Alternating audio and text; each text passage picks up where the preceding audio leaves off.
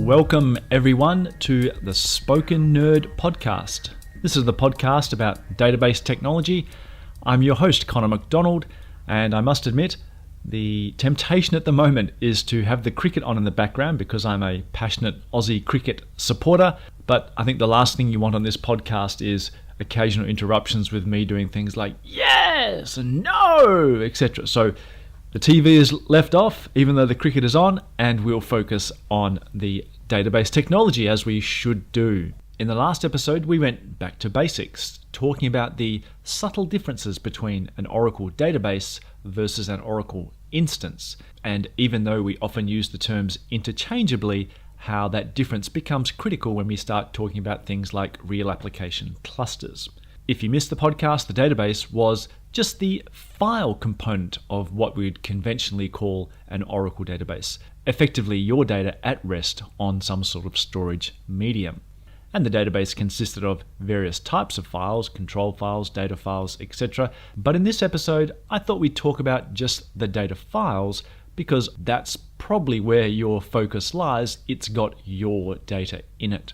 So we're going to explore data files more in this podcast, but we're going to explore that from the approach of the user perspective. Namely, the customer who's writing queries never mentions data files, etc.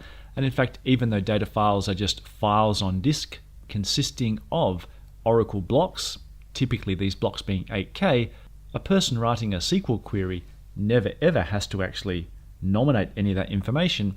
So when someone comes along and types in select star from my table, how does that work?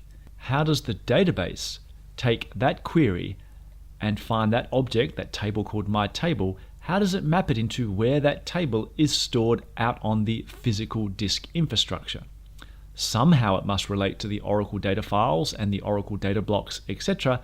But the question is, how does the database do it? If we can understand that, we can have a greater understanding of how the database works, which ultimately will improve our understanding of how to write and tune SQL queries.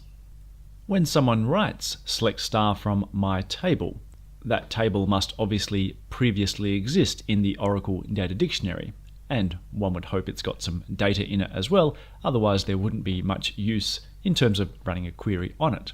If you are new to Oracle, you might be thinking maybe it's when we created that table.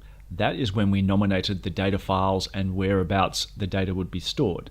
And this is true in some respects, but if we look at the DDL for a create table command, we would have create table, my table name, and then the various columns, etc. But we never ever nominate a data file. We nominate a thing called a table space. We might have a DDL such as create table, my table, table space, data. So what is a table space? It isn't a physical thing. It doesn't occupy space. It's not a disk structure. A table space is a logical construct, and this construct is just a logical grouping of physical data files. So when you nominate a table space to place an object such as a table into, you are nominating a selection of potential data files into which your data will be stored. You might be thinking, why not just nominate a data file directly? Think about the kind of things that Oracle has had to tackle over the years of the evolution of databases stored on servers. A file size might be limited to a size smaller than what we'd like our table to be. We've all had those days where we would stick in a USB stick into our PCs, and that USB stick, as we bought it from the shopping center, was formatted as, say, FAT, the FAT file system, or even FAT32. And then with that USB stick, we get given a very large file, let's say a movie from a friend who got it from somewhere, and they don't want to tell us where. We try to copy that large file onto that USB stick, and we get that error, the file is too big for this format. Such things like that are challenges that Oracle had to face when it came to storing data in the database.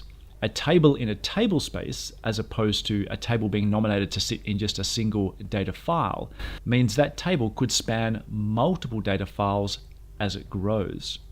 We'll come back to all the ins and outs of table spaces in a later podcast, but for the sake of this discussion and this session, all we really need to know is that if we create a table, we define it to sit inside a table space, which ultimately means that table will sit in one or more data files. So table going to tablespace, going to data files, is the way we make that jump from logical abstraction into the physical data files stored on disk. Now there's lots of things that could consume disk space in an Oracle database. We have tables, obviously, that's probably the most common thing you would think of, but anyone that's used a database knows that we create often indexes. Indexes would consume space on disk.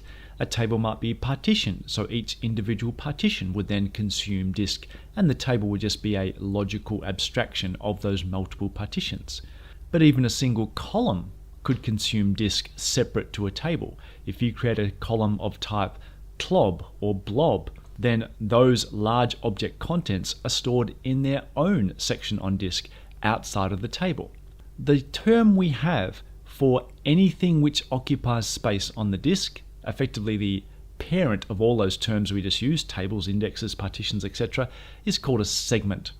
So when you have anything that occupies space on disk, we refer to that as a segment. Thus, when you create a table, what you're really doing is creating a segment on disk. If I'm going to create a segment on disk, the next logical question is, how big should that segment be? Is my table going to contain 10 rows? Is it going to contain 10 million rows?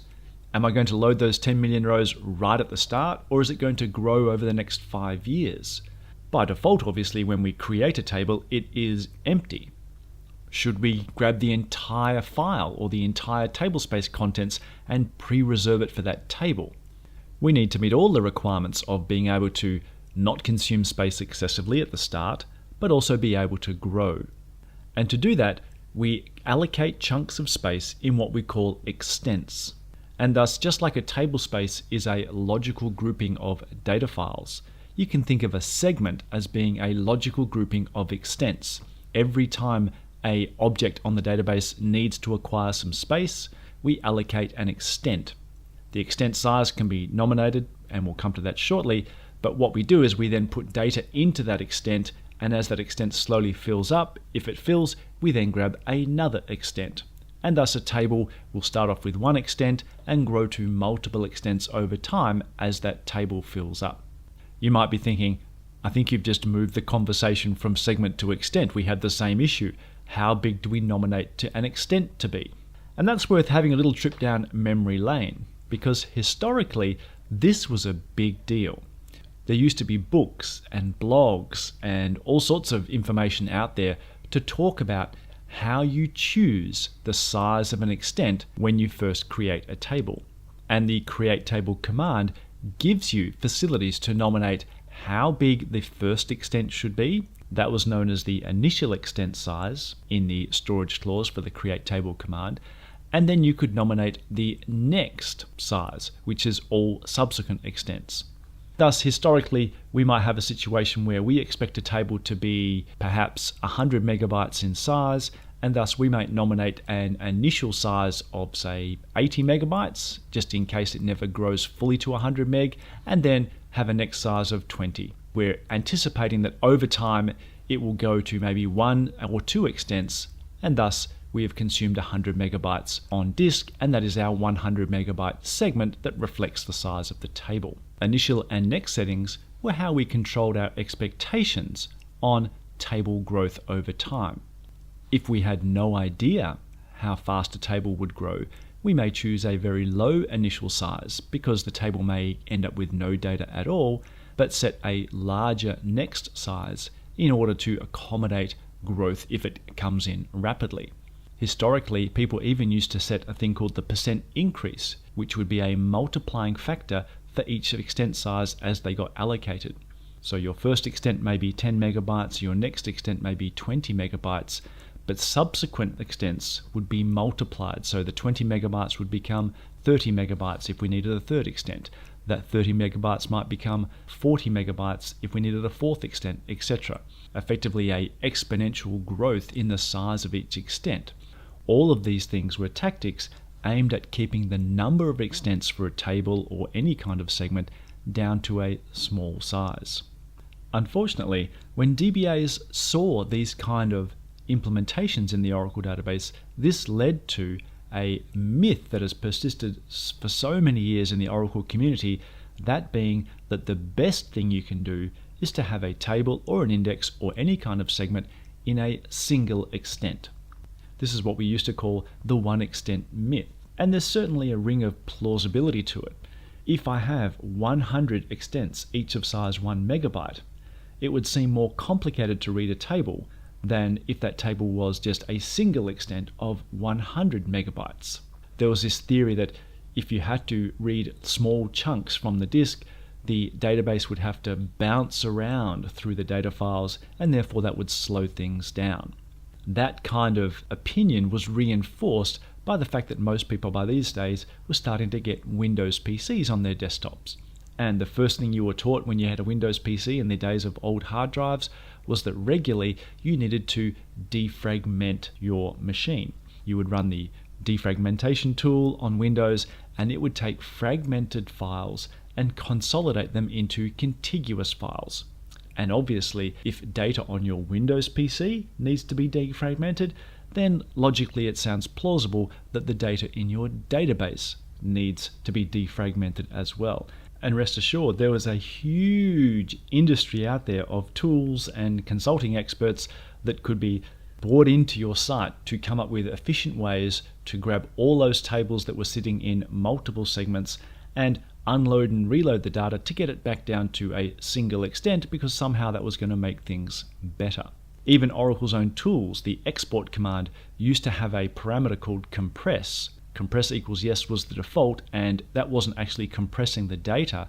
What it was doing is taking your data, unloading it to a file, and the compress option would say when we load it back into the data, I will choose an initial extent size such that all of the data would fit in a single extent. So even the tools that were provided by Oracle themselves suggested that a single extent was the best way to go, because that was the common understanding of the day. I must admit to some of my own embarrassing tales here.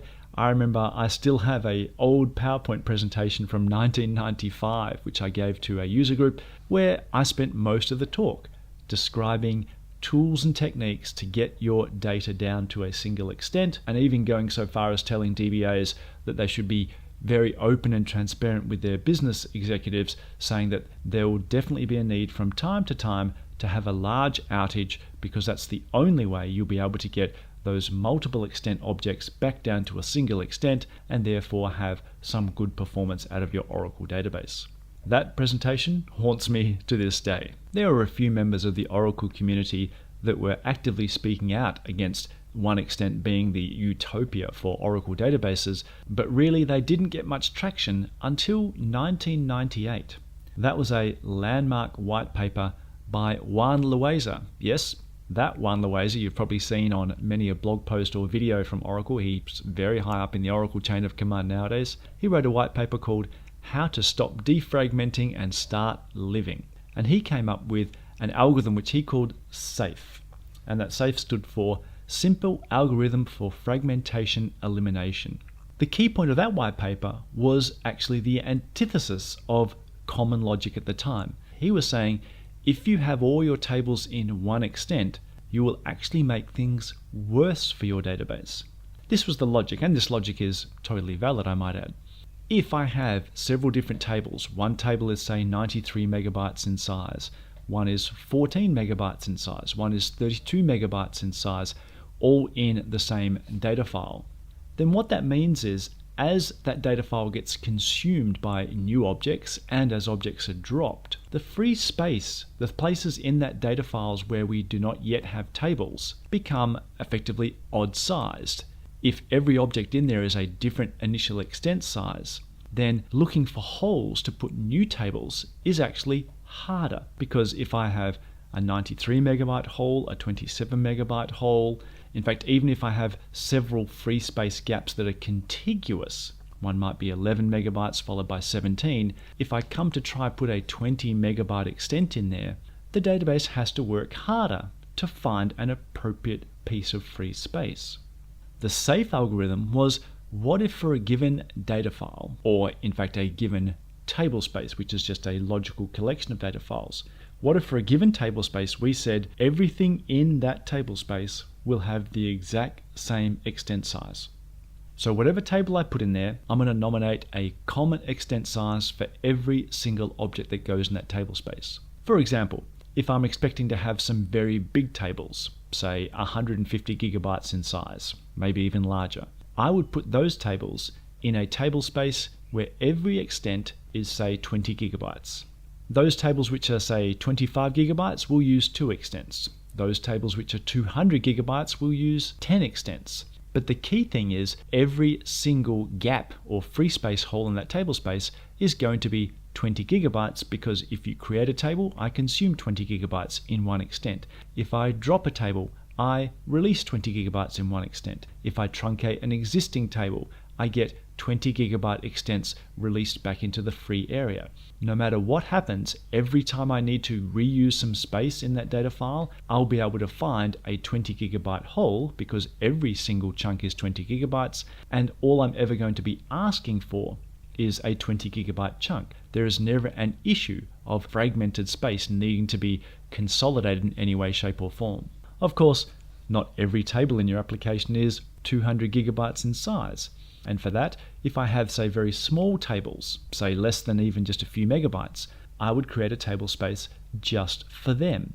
And they would have a unique extent size of, say, 1 megabyte. Every single tiny table would then go into that table space. As a result, the white paper was making a recommendation that you have a number of discrete table spaces for the differently sized tables, indexes, etc. in your database, but you always have a common extent size on a table space by table space basis. That extent size can be different depending on the size of objects in the table space, but that common extent size means you never have to worry about odd-shaped holes, different sized chunks, etc. It is always just the case that you will only ever ask for a common extent size, and you will only ever free back to the database that same extent size. That means every single bucket is reusable. You never have to reorg your data to fix up those free size buckets. You don't have to defragment, and therefore you don't need an outage. So that white paper was a great moment and was very rapidly adopted and endorsed by the community, and many of the more senior people in the Oracle community were going, we've been trying to tell you this for a long, long time, but finally it got widespread acceptance. The fact that we don't need to take these huge outages and do defragmentation exercises if we never have to defragment in the first place. If you ever want some fun, have a Google around on the internet about my name and the word squirrel. I used to do a demo about defragmentation using a squirrel, a fake squirrel I might add, a ceramic one, and a hammer and some nails. How that applies to defragmentation, I'll leave to your imagination, but I'm sure you'll be able to find it out there on the interwebs somewhere. So that white paper fixed up the issue of having to do reorgs and take big outages, but what about performance? There was still that theory out there that if you had multiple extents in a table, then querying that table would be impacted in terms of performance because you had to bounce around the data files looking for these extents. That too was always a myth. One would never find this in the Oracle documentation, but for as long as I can remember, hard-coded or burnt into the Oracle kernel is a constant called SSTIO max, which really is how much can the Oracle database read from the operating system layer in a single visit? Namely, how big an I/O can I do in one trip out to the disk? And in every version I know of in Oracle, that has always been 1 megabyte. So even if I have a table which is in a single extent of 10 megabytes, I can't race out to the disk and say, give me 10 megabytes of data please on this visit. That constant SSTIO max means I'm only ever going to read 1 megabyte at a time. Anything bigger than 1 megabyte means I'll be doing multiple reads anyway. A 10 megabyte extent will be read in 1 megabyte chunks. So the size of an extent, anything greater than 1 megabyte, so the theory that large sizes of extents means I don't have to do multiple trips out to the disk is a fallacy. But perhaps having those extents in contiguous blocks on disk still is a performance benefit because the disk heads won't be bouncing around to different files, different spots on the disk, etc. But let's be realistic here. There might be some truth in that if you are the only person that ever uses an Oracle database. But there are very few databases out there that are single user systems. The reality is, at any given point in time on an Oracle database, we have lots of things happening. That's one of the reasons we choose an Oracle database for its fantastic concurrency facilities. So if I have lots of users all running queries against the same table or different tables all at the same time, guess what? Those disk heads are bouncing around all over the place anyway. That's what they do. And in fact, even if I bring it back to a single user system, with the advent of storage area networks, or effectively consolidated storage systems, the concept of data being on a particular file which sits on a single disk is long since gone. Nowadays, things are totally abstracted away from us. When you look at a file system, it doesn't sit on a disk anymore. It might sit on a cache layer which talks to a storage area network, which is spread across a disk volume which consists of 50-60 disks in a striped and RAID configuration. The days of knowing what disk your data is actually on are long gone. And of course now, with the advent of the newer disk technologies such as flash, the whole concept of data placement on disk has become somewhat of a moot point. Thus, we read data at most 1 megabyte at a time. So in reality, where those extents are located and the size and number of extents in a table really makes no difference to the performance of reading the data for a query. Which nicely segues us back to the original topic: how do we actually read the data from disk when we do a select star from my table? Just a quick aside, I will say that I did update my reorganization and defragmentation presentation to include much more modern thinking, so it's no longer an embarrassment for me. Thus, to query a table means to know where each of those extents are in order to read all the potential data that matches our query. We've seen that creating a table is effectively creating a segment, and that segment is allocated an extent. And that extent grows into multiple extents that will be spread across possibly multiple files on multiple locations on multiple disks. Thus, to query a table, we need to find the segment information and then find the extent information in order to find all the data on disk. How do we find the segment information for a table? Well, the data dictionary gives us that information. If you do a describe on the dictionary view DBA segments, you'll see there are two columns, one that's called the header file and one that's called the header block.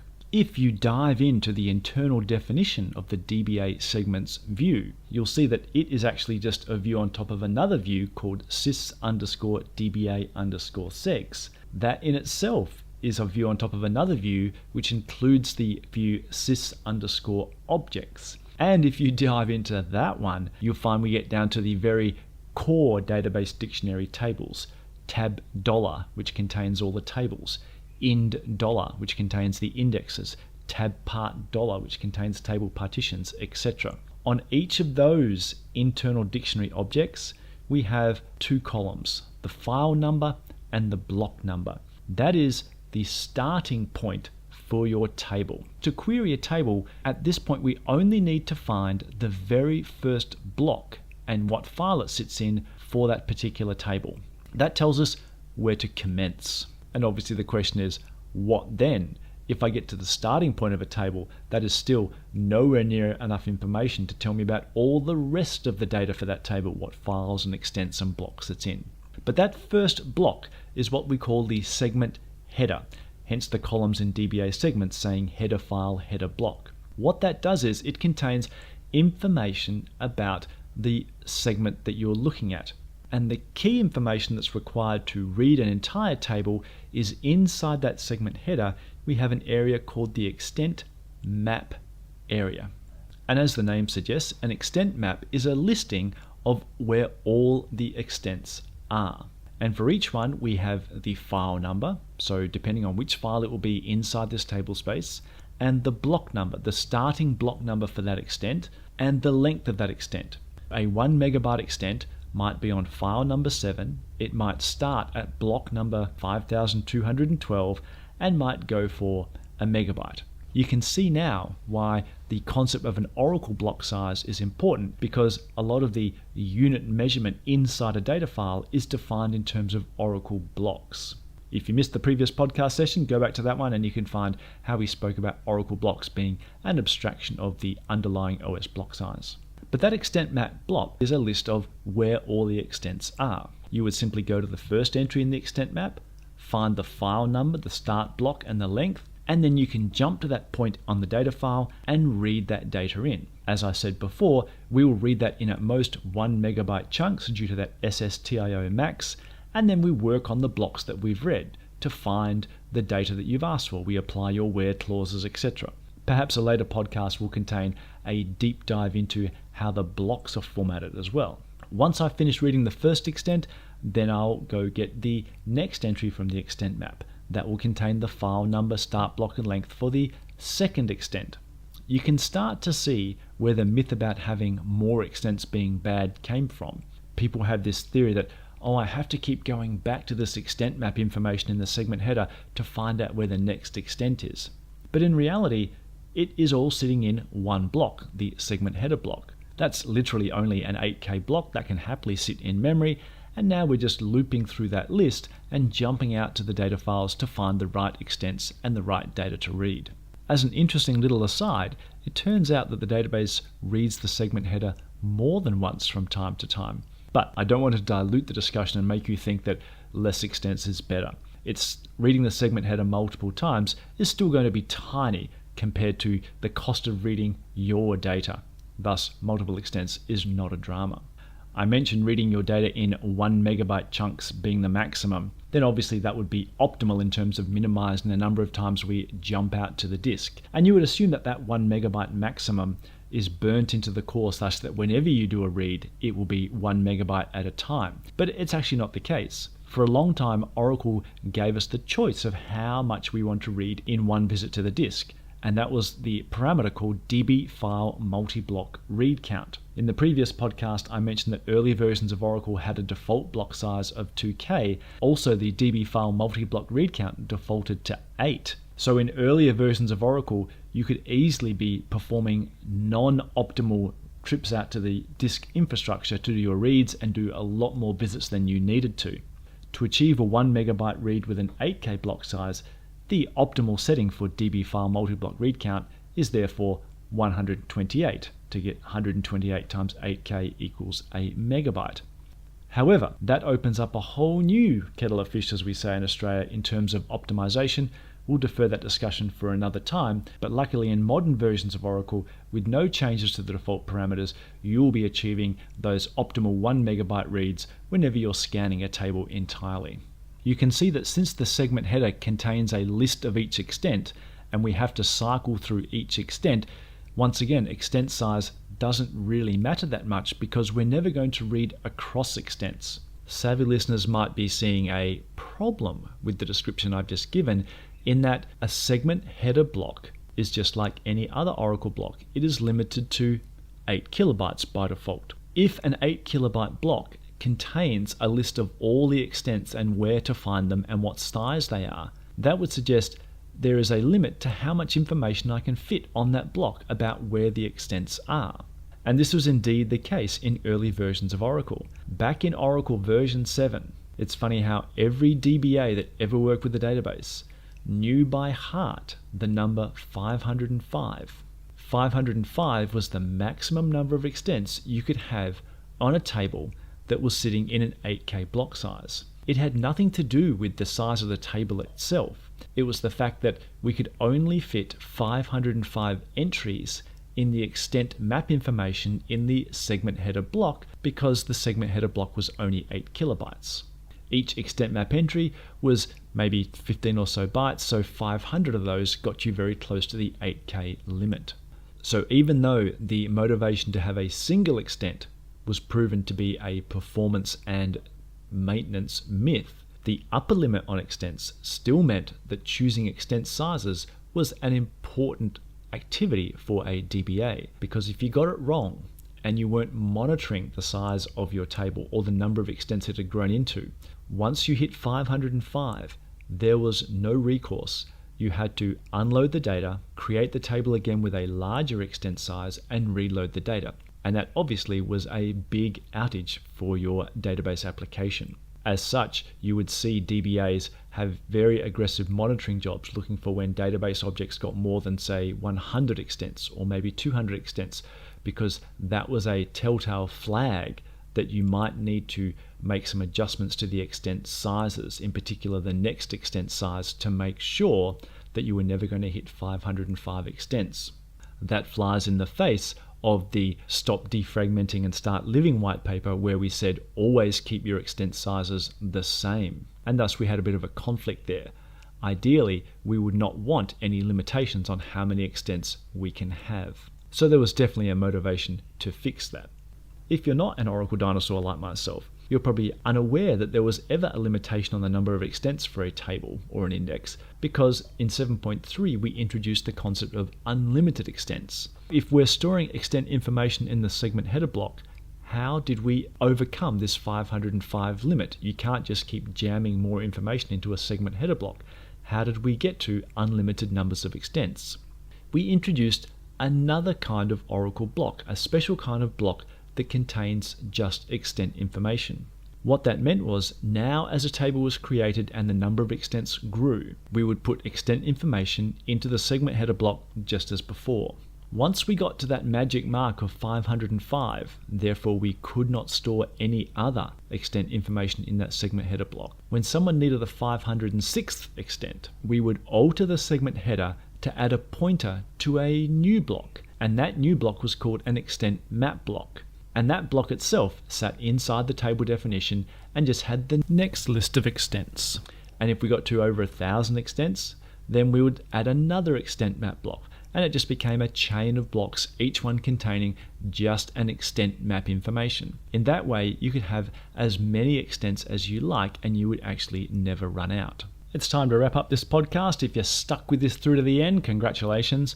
It's amazing how you can spend so much time just talking about the simple act of how do we do select star from my table. And we didn't even talk about optimization or parsing or the shared pool. All we spoke about was how do we find the data for that table out on the disk. Hopefully you found this informative, and hopefully it explains how some of the myths about extent management came to be and how we've now moved beyond that, and generally no one worries about them anymore. But it's also a word of warning. If you're searching out in Google nowadays, if you find information saying less extents is better, one extent is the best, etc., you can rest assured that that's probably obsolete information, and therefore you should treat the content with some degree of skepticism. Thanks very much for listening. As always, please reach out to me on Twitter or any of my other social media channels if you want to ask questions or provide some feedback. It's always appreciated. And we'll continue with these back to basics style sessions to give you a thorough understanding of the fundamentals of the Oracle database. Take care and bye for now. Thanks for listening to this podcast. The music credit goes to Zanman from Pixabay Music.